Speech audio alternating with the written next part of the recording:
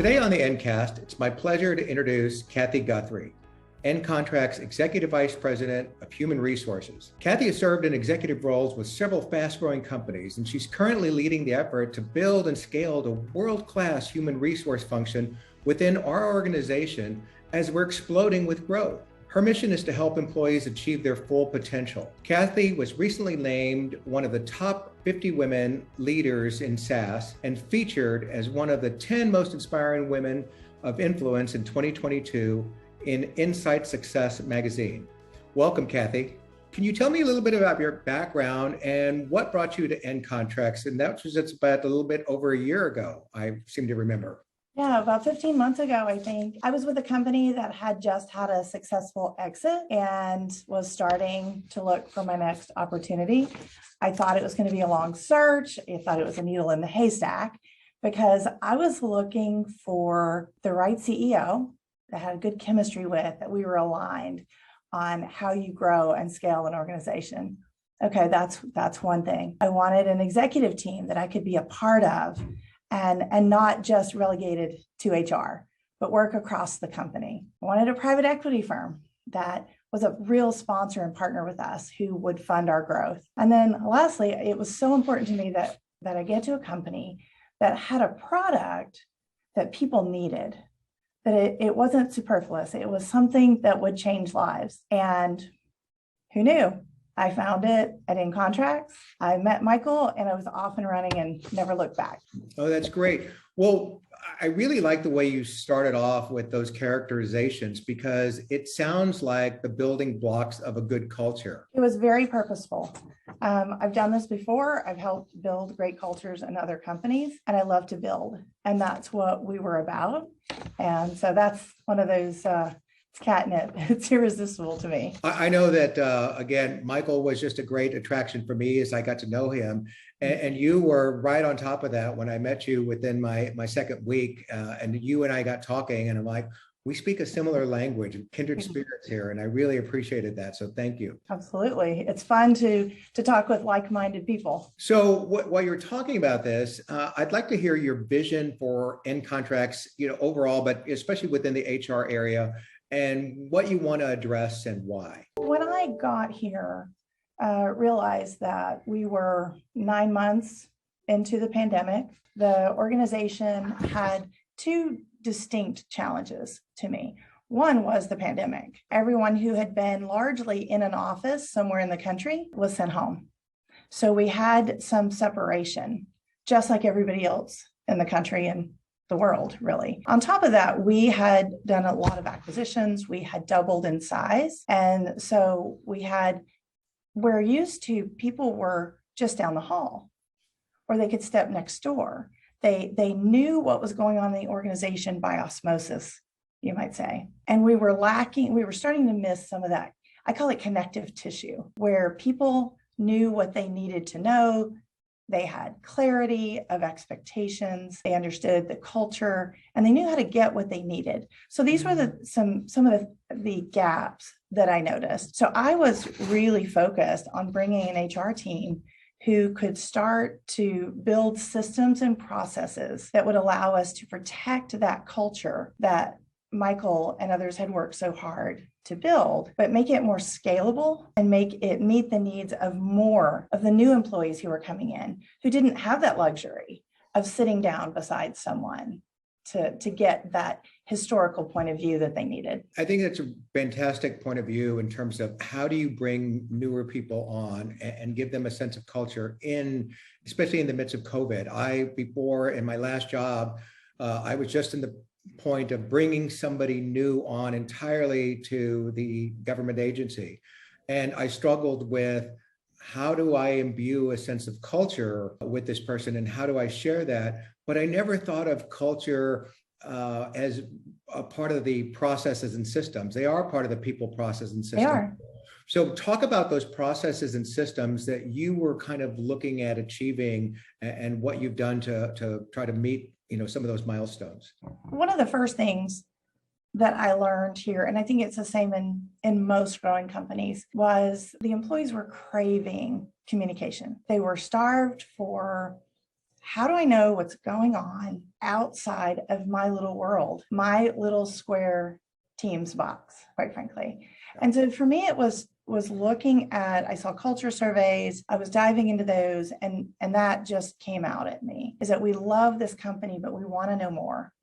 And so for me, it was starting things like we were having quarterly town halls, and we moved those to monthly. We were having them somewhat irregularly, and we set them on a schedule. People knew when to expect that information. And we started having more virtual events, as well as it became safe to do some physical events. And then finally, we decided to launch our intranet, which we call Informed, just another N. So in launching the intranet, had you launched one before? What was your kind of background experience, or what did you see as the value proposition that we could achieve at Ncontracts? Yeah, no, I'd never done anything like it before. I had one team member at that time. She hadn't either, but we were intrigued, right? It's a product that we have, and we wanted to look at it as a way of, we're spread across the country in 32 states. We have multi-generational, everything from people just starting out their career as an intern to those of us who maybe have been working a little longer. And so the idea of having a one-stop shop is what we kept calling it.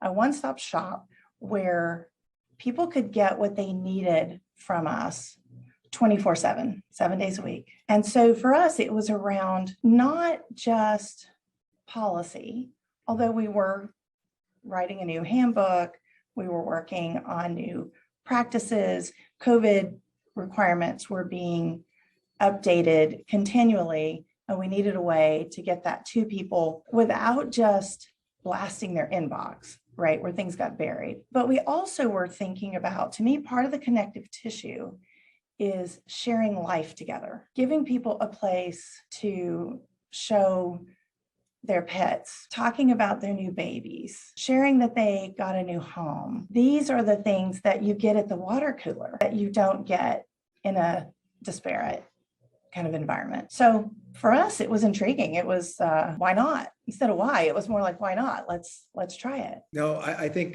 it's a great example, and I can share with you kind of one of my own, personal experiences. Yes, when I came on and I had, the access and where I'm coming on, that communication, I'm like, all right, I'm working remote. And for the first time in 32 years, I'm working for a new organization that I knew really very little about, except a few people. So it was really trying to get a sense of that. And I've seen just in the year that I've been here, the implementation of that intranet and how it's helped, even to something just as simple of you doing the connection, the kind of coffee connections. What's it called?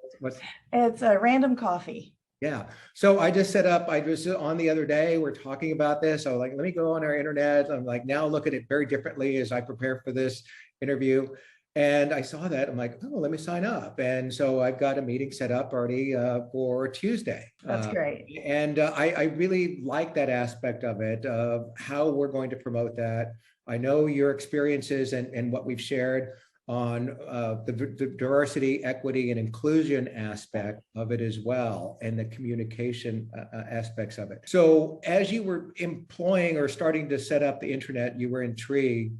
What did you do change management wise? And I would imagine, I also want to know, what were those resistance points, if there were, and maybe not, because we also own the product and now we're going to get to use it. So talk to me a little bit about what that journey looked like. It was exciting for us because we could see all the potential.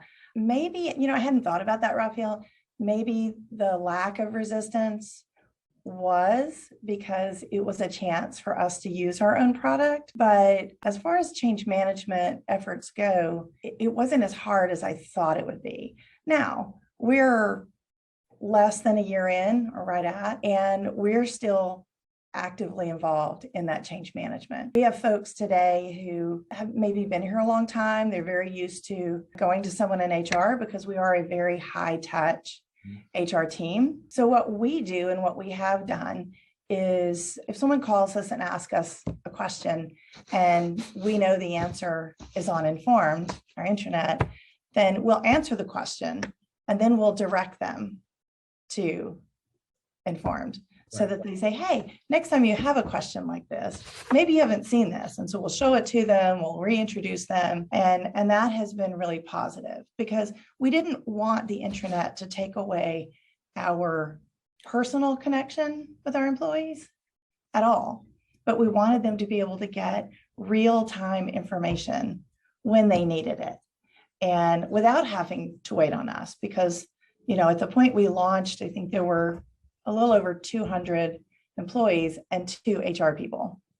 So now we have over 300, we have 6 people, but still, and I think people are really finding that they like being able to have that self-service when they want it.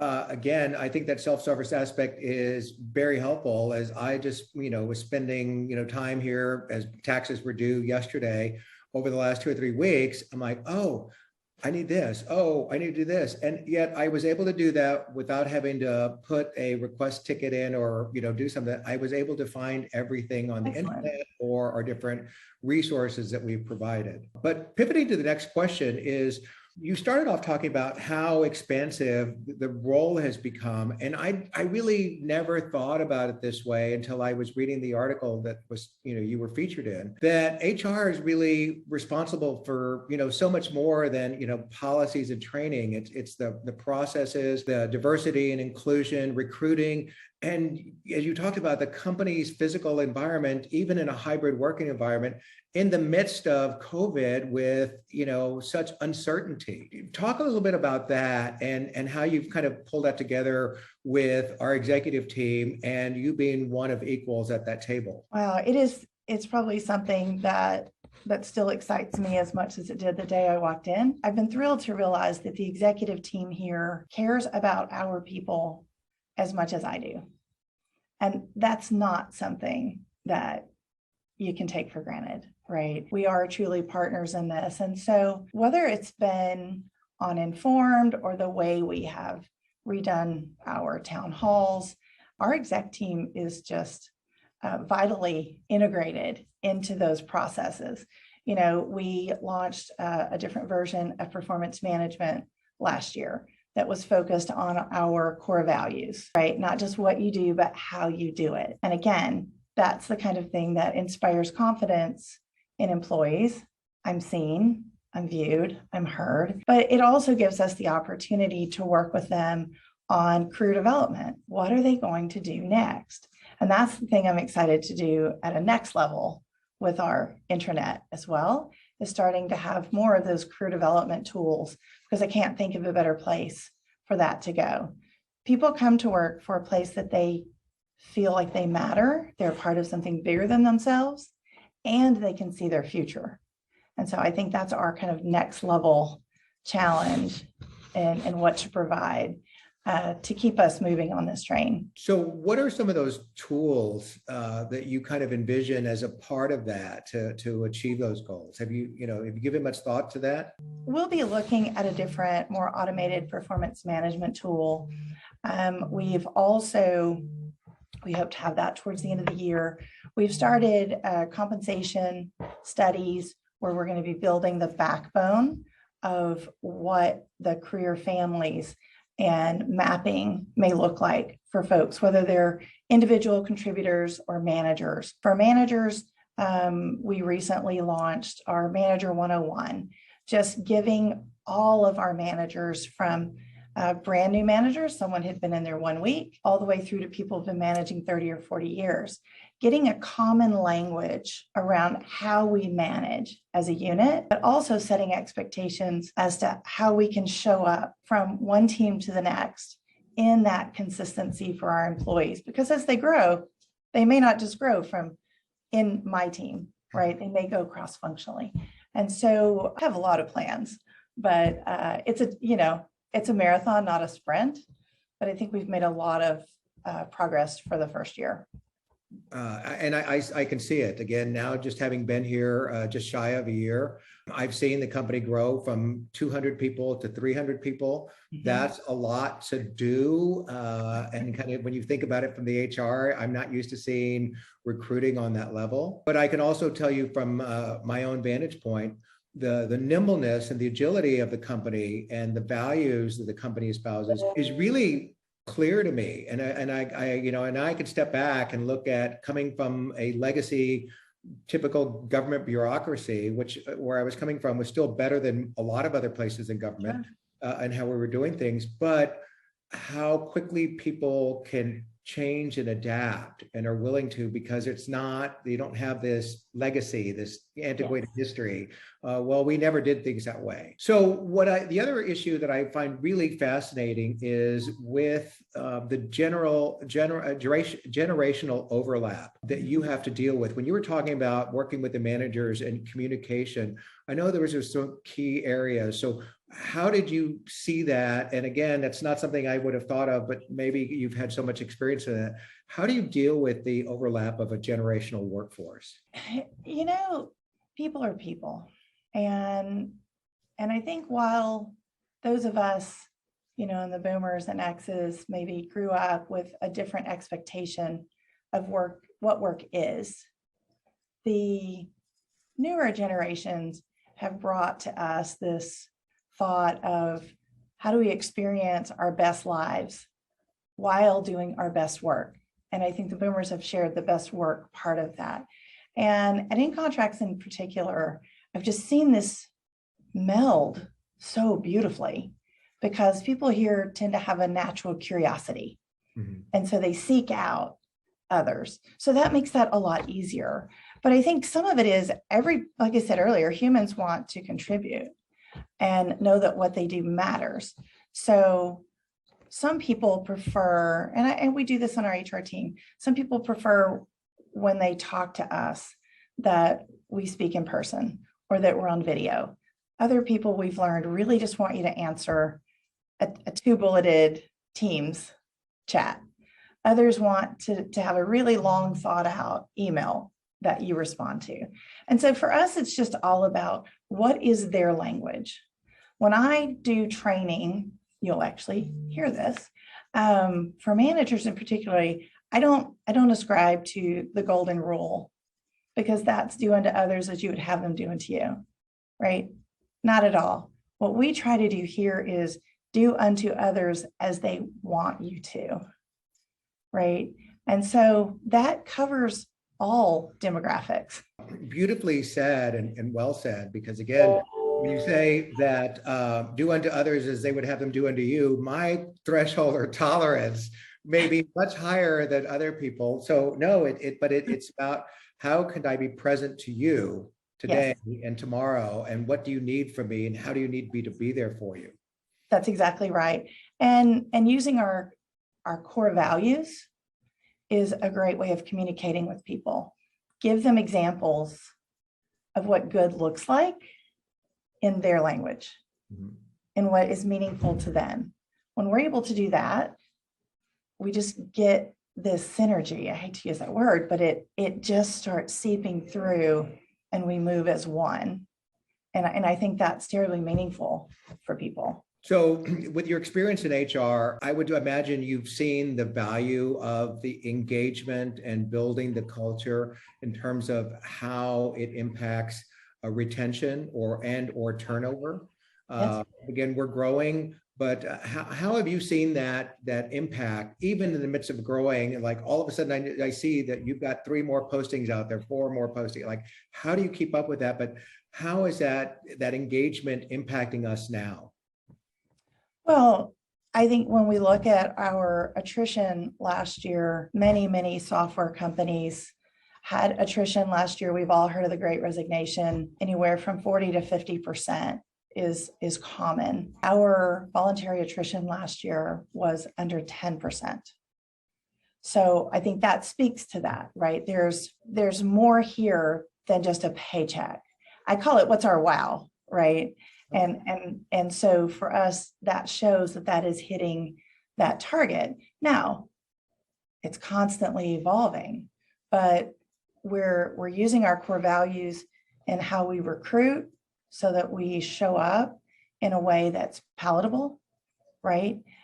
We try to be very clear, and having that clarity around what good looks like and how to be successful, and quick feedback when we're missing the mark. And so I think our managers are investing in our people. They're spending the time communicating. We're doing things like intranets and random coffees and wellness challenges and March Madness, right? And I think it's meaningful for people. They get to come here and, like I said, live their best lives while they do their best work. That's a pretty winning combination. Well, even as we talk about the attributes, that are talked about in Lencioni's book of hungry, humble, and smart. Right.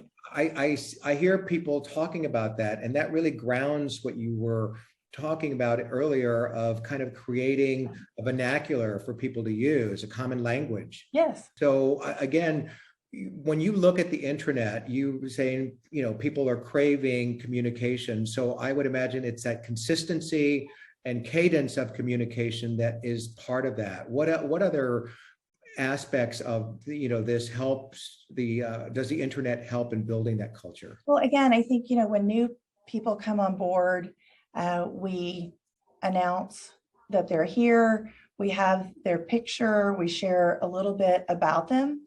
And I think it's important to share why they came, right? I think it reinforces, oh yeah, that's still true for people as they see that. We have Bonusly, which we launched at the beginning of this year. And that's a peer recognition program where peers, managers, skip levels, anyone can recognize excellence. Those are tied to our core values again. So you see that being reinforced, and our people have really adopted that in such a big way. So when you go into the intranet, Bonusly is integrated there as well.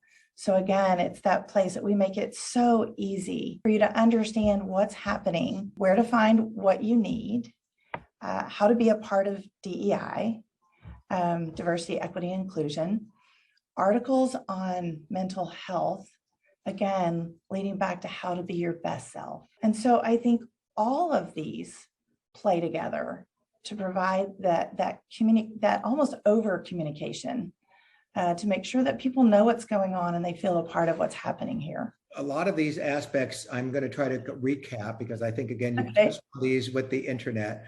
You've talked about connection and well-being. You've talked about productivity and engagement. You've talked about continual learning and career growth, communication, obviously, the self-service, one-stop reference, talking about policy management, and we've talked about staff retention and training. One that we haven't spoken about, and I'd like to see how this has impacted the company and how you see it, is the remote workers we have. I'm one of the many that we have, and I think we're starting to get more and more. But it's been that culture shift from other places that people are working at. In fact, the first question people ask me, like, "Oh, are you moving to Tennessee?" Like, no, I'm, actually kind of living between two places, so it works out even better for me. So, talk about that kind of remote work, what that looks like, what some of the challenges have been, and I can also see how the benefits of the intranet work within that. Yeah, it's been very interesting. I've been working 40 years and I've worked remote for 2 years, and it's been a learning experience. I wasn't really sure how I would onboard remotely. And I'm going to be the leader of people and culture. And what I found is that folks here are so warm and so friendly and want to welcome new people to the organization.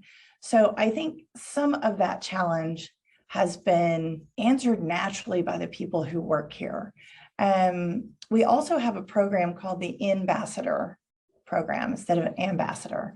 And so when people are brand new, they have a person outside of HR who volunteers their time to essentially be their buddy, to show them the ropes, to go through informed with them, the intranet, to talk about how things get done here, to serve as a again, that ambassador. How do we help you translate in your new environment? And I think that's been, and that was here before I was here. I think that is tremendously helpful, particularly in a remote environment. We have what we call a WOW committee. That's our culture and community service team. And so we have a big variety of events we're going to be doing this year, both remote and on-prem. And then we're also looking at, as we do training, I just did training for the first time in person since 2019. And so how rewarding to have purposeful opportunities to bring people together when it makes sense, allow them those connections, and then send them home and let them get back to work where many, many people have found they actually do their best work. So, has it been challenging? Yes. I'm about to do the same training that I did in person virtually. I'll let you know how that goes. Oh, please do. Great. I've never done that before. So it's a challenge. So I know one thing we're going to do is, instead of having 2 4-hour days, we're going to have 4 2-hour sessions, things like that to break it up, having breakout rooms. So there are a lot of things going on that we are trying to do to remedy that. But I think it's giving people opportunities to continue to grow together with others, whether they're here, they're remote, or it's some hybrid. So one of the last questions I'm going to pose to you is really on leadership, and what competencies or qualities do you think really make a great leader? When we talk about Lencioni's hungry, humble, smart, I think people get hungry. We want to win. We're ambitious. We want to build, right? Humble enough to take feedback, to learn from others in unexpected areas. And the smart part is around not intelligence. Intelligence is a table stake, right? You have to be smart enough to do the work.